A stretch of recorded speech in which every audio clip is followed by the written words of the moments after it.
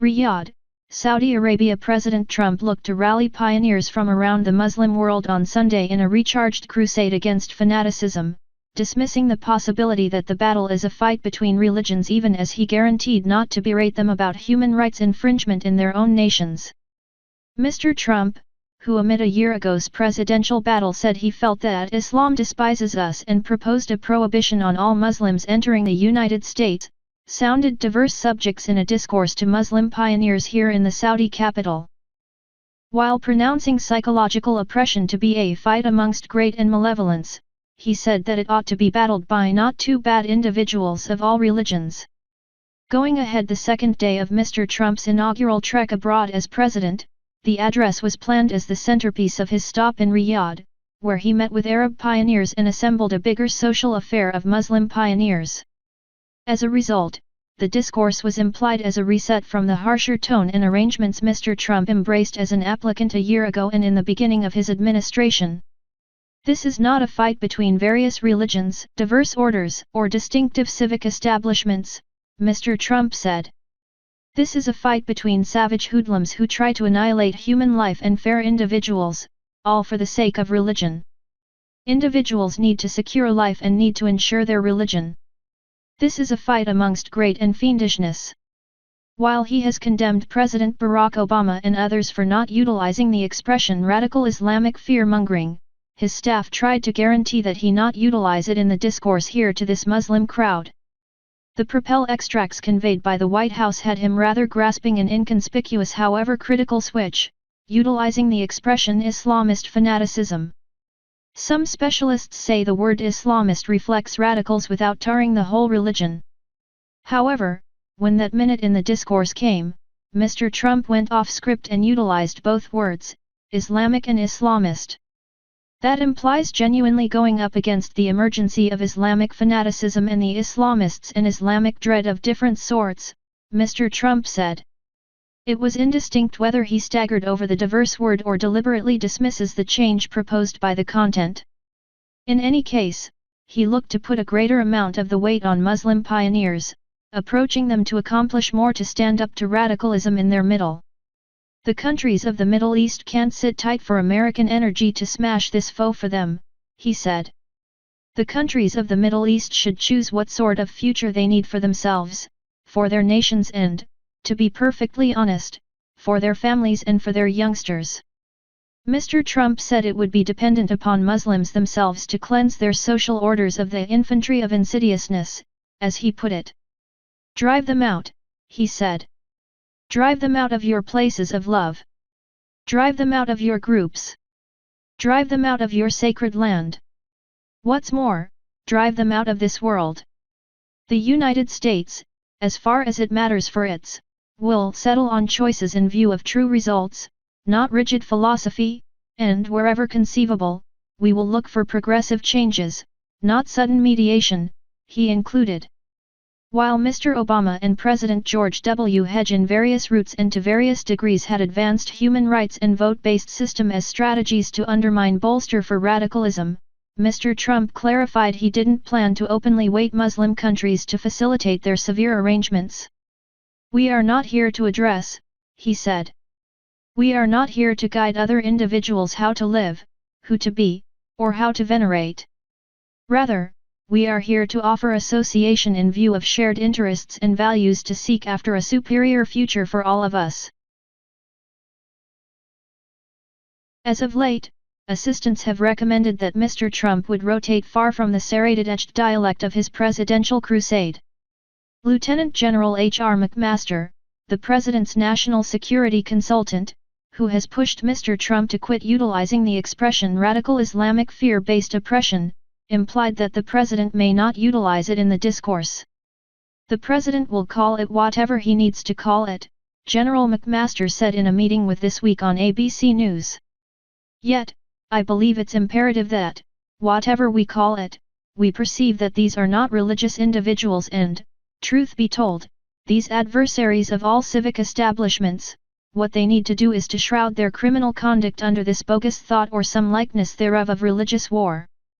General McMaster's confining of the issue was nearer in soul to the way Mr. Hedge and Mr. Obama characterized it than the way Mr. Trump did as an applicant.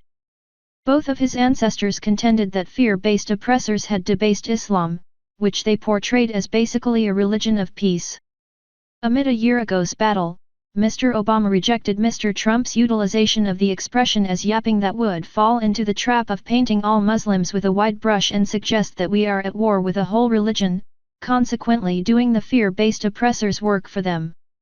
Mr. Trump around then declined to down, saying that any individual who can't name our adversary is not fit to lead this nation. He utilized the expression again in his inaugural address in January.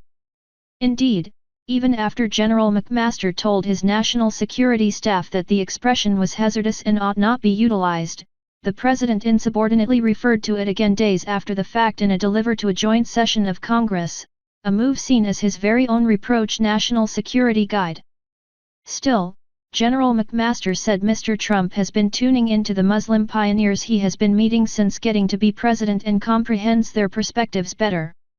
This is learning, he said on ABC. Mr. Trump marked official requests not long after taking office to briefly prohibit guests from a few prevalently Muslim nations, yet those requests were hindered by the courts. While his organization is engaging, the president has made little say of them of late.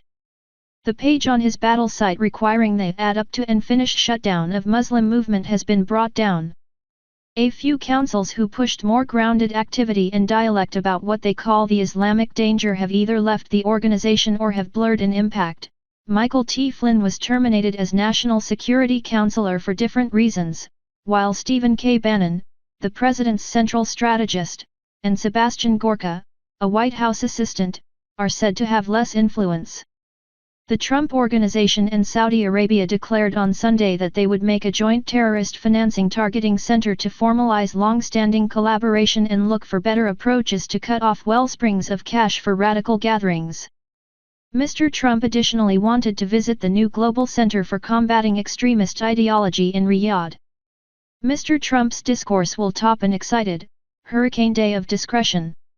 He was meeting independently with the pioneers of 4 Arab states: Bahrain, Egypt, Kuwait, and Qatar, and after that on the whole with the pioneers of the Gulf Cooperation Council. He will then assemble with many pioneers from around the Muslim world. Middle Easterner pioneers who had soured on Mr. Obama following 8 years, griping that he reproved them without playing a sufficiently conclusive influential position in the area, were excited about Mr. Trump's entry in spite of his past remarks about their religion. Mr. Trump met first with King Hamad Receptacle Isa Al Khalifa of Bahrain, a generally Shiite nation driven by a Sunni government. The little island country, which fills in as home to the United States Navy's Fifth Fleet, has taken cruel measures as of late to contain a steady agitation. Mr. Trump told the ruler that it was a significant privilege to be with you and that there has been a little strain, yet there won't be strain with this organization. He included that the two nations have a large number of similar things in like manner. In March, the nation's parliament endorsed a sacred change enabling military courts to attempt regular citizens, a choice that human rights activists called a push toward military law. Not exclusively did the Trump Organization not question openly, it additionally flagged in the blink of an eye a short time later that it would lift every single human right conditions on a noteworthy offer of F-16 contender planes and different arms to Bahrain. Mr. Trump has contended that private supplications are more powerful than open advancement of human rights, indicating the current arrival of an Egyptian-American guide laborer from Egypt after he facilitated that nation's strongman president, Abdel Fattah el-Sisi, at the White House. Mr. Trump expressed gratitude toward Mr. Sisi for that on Sunday amid their meeting in Riyadh and said he would have liked to visit Egypt soon. Accordingly, Mr. Sisi was profuse in his acclaim of the American president, "You are a one-of-a-kind identity that can do the outlandish." "I concur." Mr. Trump reacted brightly, as chuckling moved through the room. A couple of minutes after the fact, Mr. Trump gave back the compliment, in a manner. "Cherish your shoes," he told Mr. Sisi. "Kid, those shoes. Man." Mr. Trump accentuated security ties in his gatherings. Something that we will talk about is the buy of heaps of wonderful military hardware since no one makes it like the United States, he told the Emir of Qatar. Also, for us, that implies employments. Thanks for watching.